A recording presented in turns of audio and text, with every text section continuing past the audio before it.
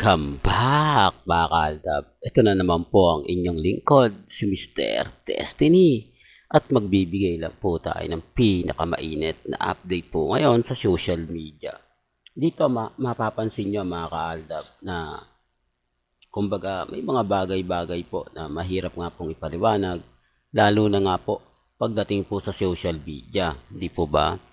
Binibigay ko lang naman po yung update na to, hindi para mamilit na mga netizen, hindi po para isubsob o isulong na ipaglaban nyo ng todo-todo ang Aldab. Di po ba? Sabi ko nga, kung Aldab Nation po kayo, kampante lang po kayo, maging matatag. Di po ba?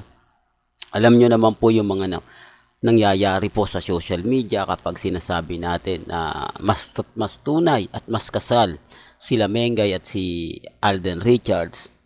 Nababasa nyo naman po, napapanood nyo na kung ano-ano nga po ba ang mga sinasabi nila sa atin sa Instagram, sa Twitter at sa Facebook. Masasakit, maanghang at isa-isa nga po raw tayong kinakausap ni Maine Mendoza. Dito sa update natin, i-remind ko, wala pong pilitan ha. Depende na lang po sa inyo sa paniniwala at opinion po ninyo.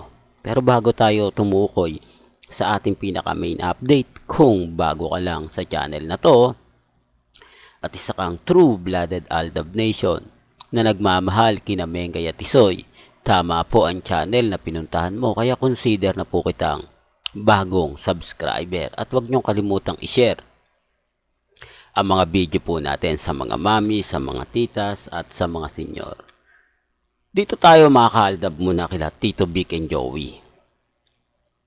Kung mapapansin nyo mga kaaldab, yan yung post nila na kumanta pa si Henyo Master Joey De Leon na pinagpiestahan po ng Armain at Main Fanatics, di po ba?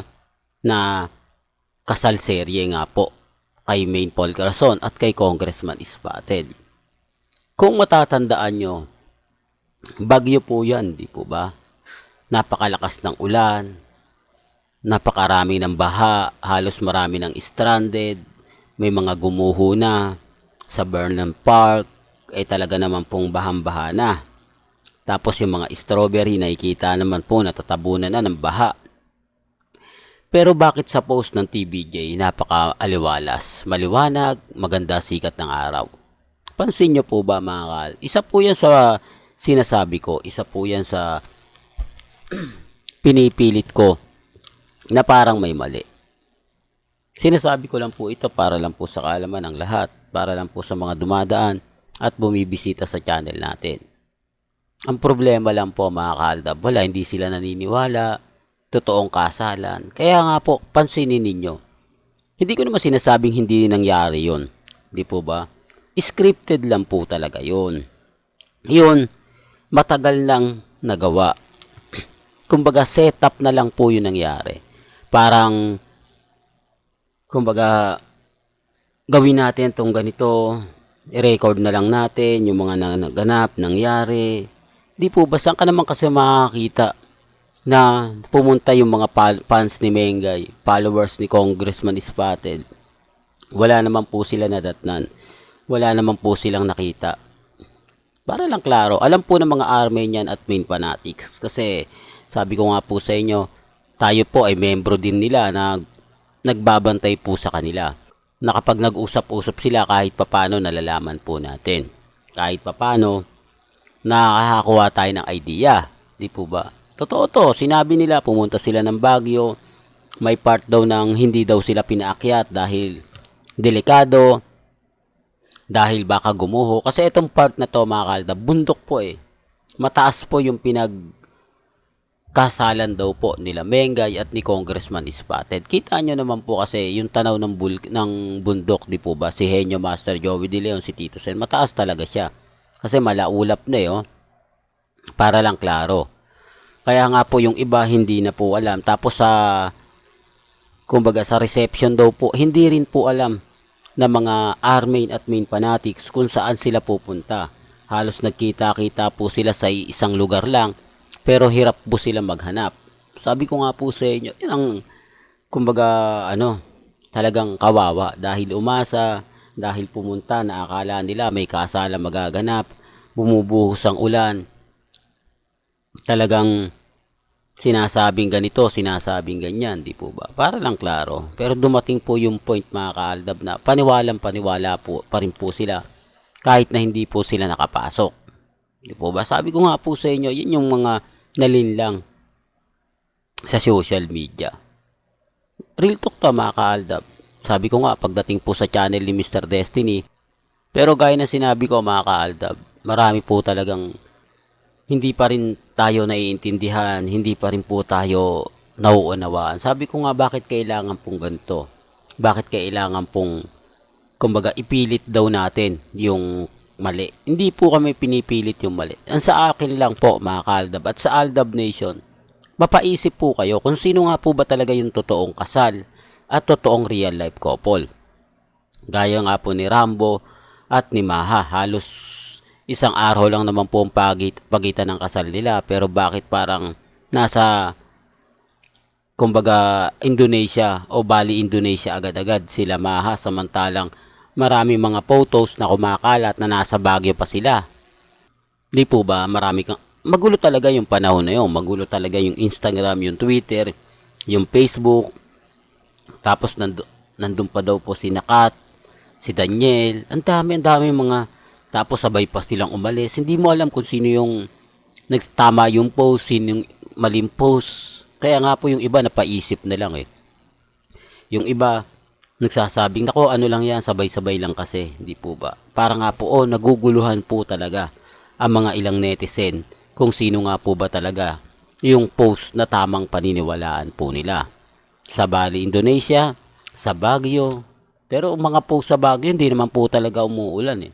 Pansin nyo po ba? Dito na lang po mga kaaldab, background nila, Henyo Master Joey De Leon, Bossing Big Soto, Tito Sen. Although pumunta po talaga sila ng Baguio.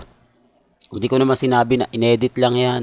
Punta talaga sila ng Baguio. Ang problema po, pagpunta nila ng Baguio, maaraw, maganda panahon. Aakyat ka ng bundok, papayagan ka. Yun nga pong ordinaryong mga netizen lang na aakyat, pinagbabawalan eh. Yung pa kayang bigating artista. Di, para lang klaro, para lang po alam po ninyo. Di po ba? Well, pag-usapan naman po natin itong bagong update kay Henyo Master Joey De Leon. Gagawa po daw siya ng pelikula sa Manila Film Festival ngayong December. Ito nga po raw ay ang Star Son Back to the Jungle, na kung saan ibabalik daw po niya, at ang producer nga po nila na may teacher ni Tony Gonzaga gagawa yun din po para daw po mabawi ang pagkalugi doon nga po sa may teacher, na kung saan napakaganda naman po. Real talk to, napakaganda po ng palabas, umani po ng maraming award. Ang problema lang po, nalugi po yung producer. Although sabihin natin na nakakalungkot kasi nga po yung target na papasok na pera hindi po talaga umabot. Di po ba? Although maganda yung pelikula, pero hindi siya naging, kumbaga, parang iilan lang daw po yung nanood, iilan lang daw po yung, kumbaga, kasi kahit ako mga kaaldab, nakita ko naman po kung gaano lang karami, hindi talaga napuno yung masasabi natin na fully loaded ang, kumbaga, mga kaaldab. Kasi mga kaaldab, maganda po yung pelikula. Ang problema lang po talaga, yung mga netizen, di po ba, hindi talaga nila nagustuhan. O sabihin na natin na mas hindi pinanitilin lang, hindi na lang umalis, di po ba? Yung gastos, ganun din po kay Vice Ganda. Kasi hindi nga po daw, eto para lang po sa kaalaman ng lahat, hindi po raw kasi gagawa ng pelikula si Bossing Big Soto sa Manila Film Festival. Kaya ang gagawa na lang po daw si Henyo Master Joey De Leon. At eto na nga po yung pinakamabigat na balita, na hindi nga po rin gagawa si Vice Ganda ng pelikula. Bakit? Ayaw na ng producer dahil hindi nga po kumita ang huling pelikula nila sa Manila Film Festival. Siguro nadala ang mga producer. Siguro hindi na po nakipagsapalaran yung producer nila. Ang laki kasi ng lugi talaga mga kaaldab. Ito gagawin lang to ni Henyo Master Joey De Leon dahil siguro nahiya siya, dahil siguro kaano niya yung producer, kaibigan niya, Di po ba? Na baka dito kasi comedy, di po ba? Tapos hindi pa po gagawa ng pelikula si Bossing Big Soto para alam nyo naman po pagdating ng December, puro bata po yan. Di po ba? Kaya nga po ganito yung gagawin ni Henyo Master Joey De Leon. Depende na lang po ito sa pananaw po ninyo ha. Well, hanggang dito na lang po yung updates natin ha. Kaya kung gusto nyo pa po ng pinaka-latest at sariwang update, tutok lang po kayo sa channel ni Mr. Destiny para updated po kayo sa mga latest at sa mga bagong video po na ilalabas po natin maya-maya lang. Hanggang sa muli, salamat po sa panonood at pakikinig.